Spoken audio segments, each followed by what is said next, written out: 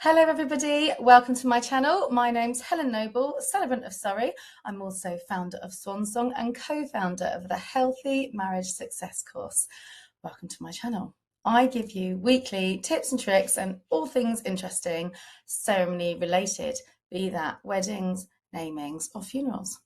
This week I'm talking a bit more about the ritual that you can put inside ceremonies.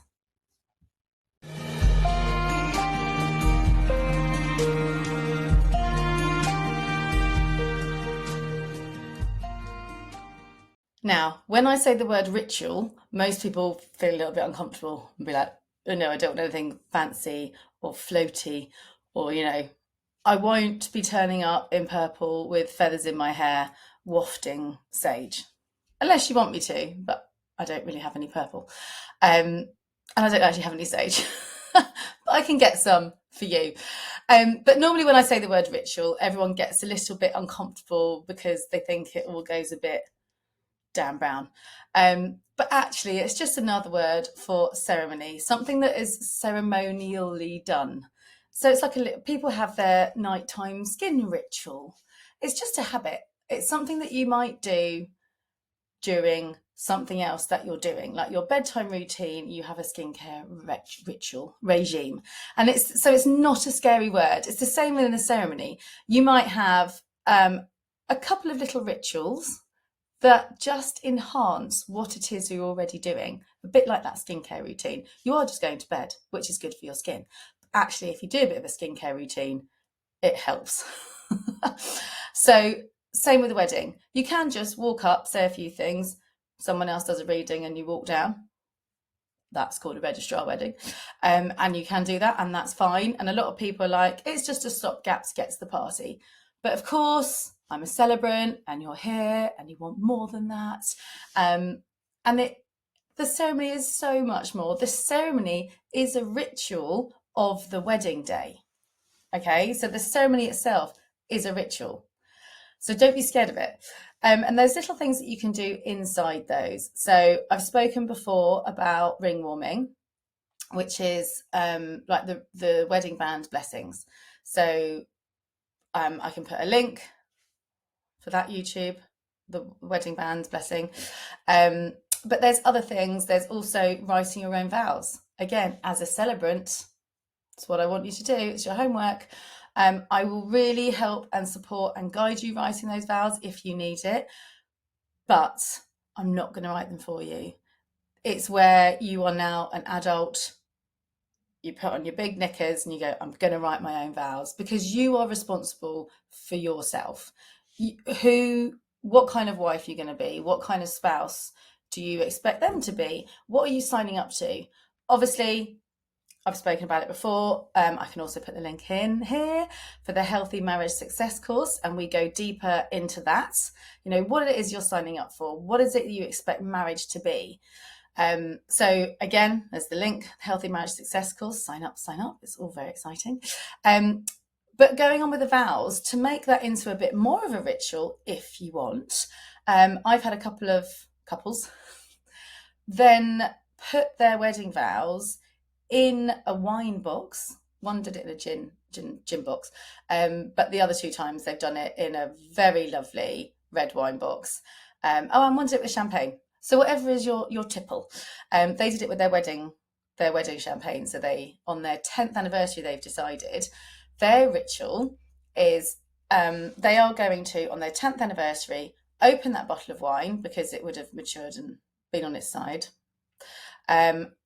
Revisit those vows and go back to that intention of, will you marry me? Yes, I will.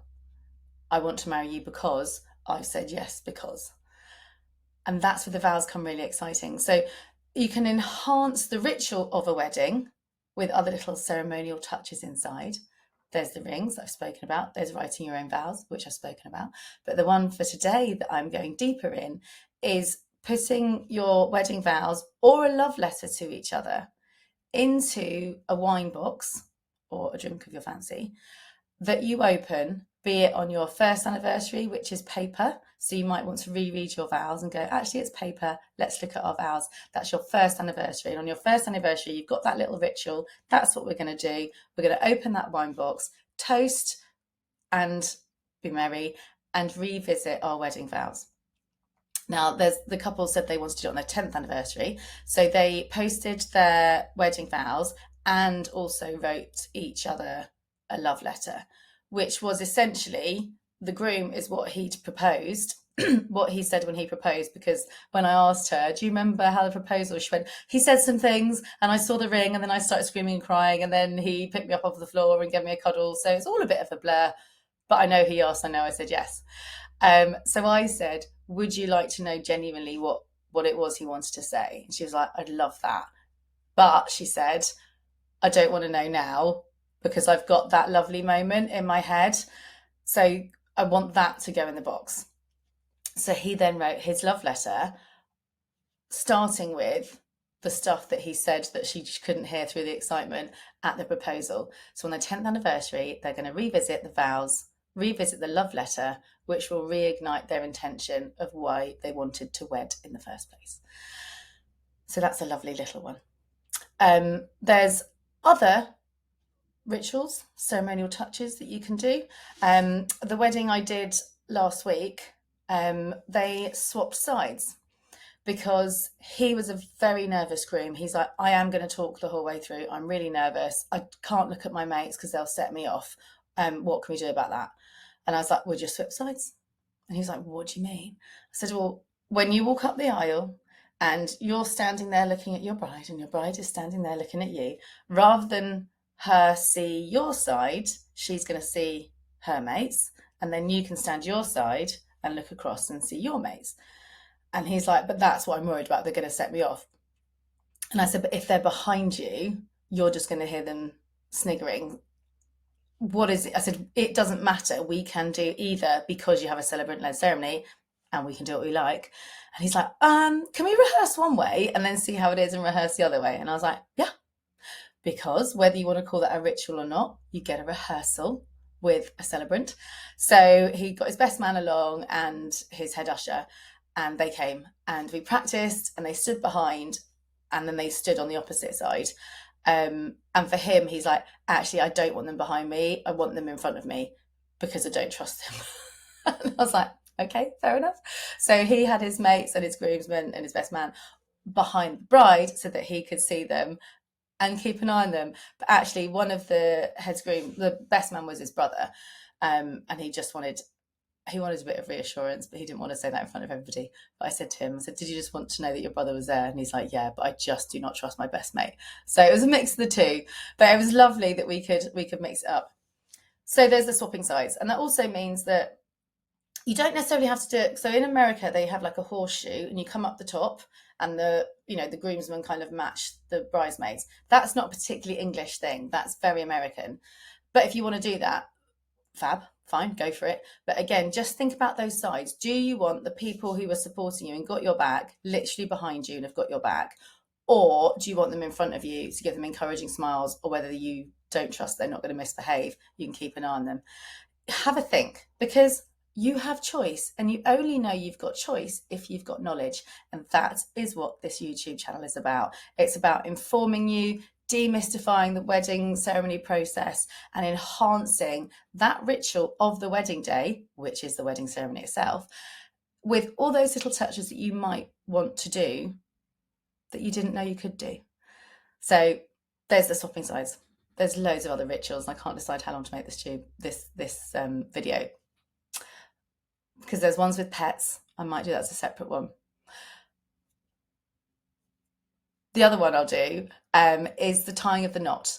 So that sometimes gets misinterpreted as hand fasting, and hand fasting is a whole nother thing. That would take a whole video, because hand fasting is a entire ceremony in itself. It is a full-on ritual, and people can have just a hand fasting ceremony. They might go to Stonehenge. They might have a celebrant just to do the hand fasting ceremony. It's quite a big deal, hand fasting. I do a smaller version because I do love a bit of hand fasting, but I'm not massively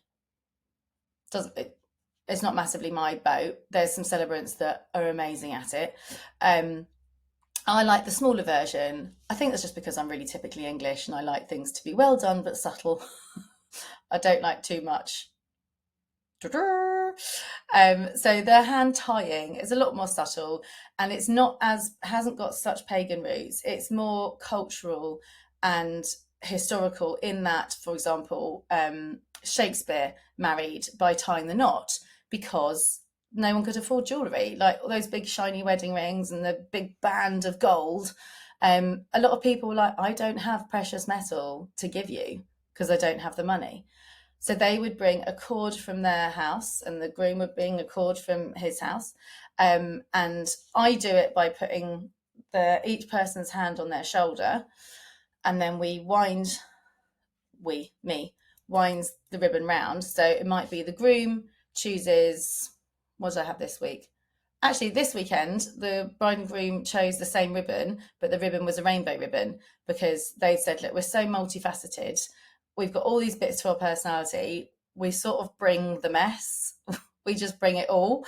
And I was like, it's fine. She was like, we just want the same ribbon and we want to be multicolored. I was like, perfect.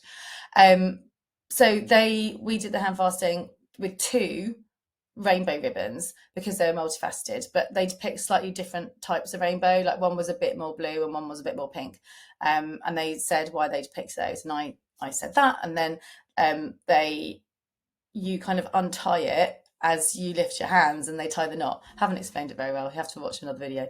But it's just a really lovely way to end the ceremony. So I say, please be sat upstanding and put your hands together as I don't know, Susie and Peter tie the knot, and they go tie the knot, woo, and then they have a kiss, grab a bouquet, walk straight down the aisle. It's a really nice, energetic way to end the ceremony. So that's hand tying. It's not hand fasting, and the hand tying is tying the knot. I give my word, you give your word. We're sealing it with a knot, sealing it with a kiss, sealing it with a knot, and you walk down the aisle. So that's tying the knot. So there's a few things to think about there. Lots of things you can put in. There's tons of other stuff. I don't tend to do them, but it doesn't mean you can't have them. If you're like, we want to jump the broom, I'm going to have to revisit my notes on that and have a little think. But that is about jumping into freedom. It came originally from the slave trade. They would get married. Again, no one had any rings, but they would symbolize jumping into a new life together. That's the crux of it. I've done it once. They were all for it. They were both in their second marriage. They both come from quite destructive relationships. And they both were like, we want to symbolize something that symbolizes freedom. And I was like, oh, well, jumping the broom does in a completely different way, but it's still symbolizing freedom. She's like, yep, I'm all for it. So we did that. And it really worked for them. So I've only done it once. But it was really, it was quite amazing. There's other random things like the bar stool ceremony. Never done that, probably won't. There is the sand ceremony. I've done it a few times. Those sand ceremonies, I can do a bit more on it if you want. I'll do like a whole one. But I tend to use them if either it's a blended family and everyone brings their colour and we pour the sand in and we show that we've made this, pick a vessel, like a vase, and everyone's bringing their layer, but actually overall it's a work of art and you are the sum of all your parts. So that's how I do a sand ceremony. The other time I've done a sand ceremony is when they have been so international and such travel fans that people were coming across the globe for the wedding. And because they'd got me early, so well done, people that book their ceremony early, their celebrant early, we'd got down to their values straight away. And she was like, I know, I think that'd be really lovely. And I said, well, why don't you ask everyone to come with a thimble of sand from the land that they're coming from? And so actually we had 9 people come up and pour in their little egg cup worth of sand into this little vessel. And it showed all the chapters of their life and all the countries they've been to. And it really symbolised for them that wherever they lay their hat is their home. It's not about the place they're in because the world is their oyster. And that really worked for them. And it was really nice. And people loved a mission. You know, get your wedding invite. Can you come? Blah, blah, blah, blah. Yeah, everyone's like, oh, lovely, very nice. But if you get a little mission, I'm going to put you on a quest you need to bring with you a egg cup size of some sand from a beach that I've been with you on. And they were like, oh. So that was my favourite one of doing the sand ceremony, because they were massive travellers. The family one's really lovely, and it's just a nice way of getting the children involved. So it's just more gentle. So yeah, we got vows, we've got rings, I've talked about, we've got ring warming, I've talked about in a previous video. We've got the love letter that you put in a wine at your first anniversary, your 10th anniversary, you decide. You've got swapping the sides for whatever reason you want to do that. You've got pets, which I can talk about in another video. We can get the pets involved. And you've got the last one that I've just said. The tying of the knot. So you tie the knot. You've got hand fasting. I will do another one on it if enough people message, but it's not my bag normally. But I do love it. I love watching it. I tell you who is Glenda, Cloud9 Ceremonies. She's a one for the hand fasting. And then you've got the last one I said, which was the sand ceremony,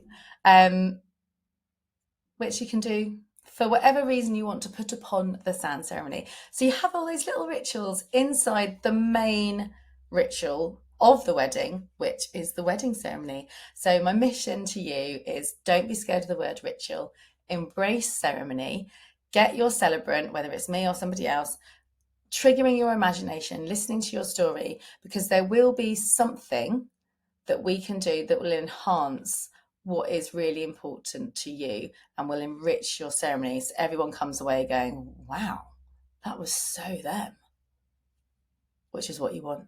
You want to have the best wedding ever. Okay, I will talk to you next week. Lots of love. Bye for now.